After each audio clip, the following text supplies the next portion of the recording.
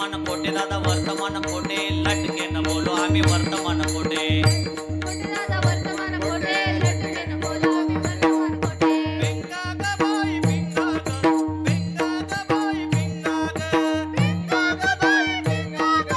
पिंगा ग बाई पिंगा ग अवघा अवघा अवघा दांगड देंगा ग अवघा दांगड देंगा ग अवघा दांगड देंगा ग अवघा दांगड देंगा